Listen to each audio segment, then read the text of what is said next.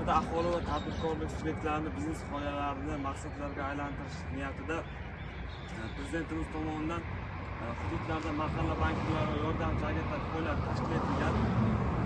Biznes rivojlanish bankimiz tomonidan aholi va tadbirkorlik subyektlarini biznes g'oyalarini qo'llab-quvvatlash uchun mahallalar uchun alohida yangi produktlar ishlab chiqilgan. Bulardan bittasi mahalla bankiri mikroqarzi bo'lib, 60 million mikroqarzimiz tadbirkorlik yo'nalishining barcha sohalariga ajratiladi.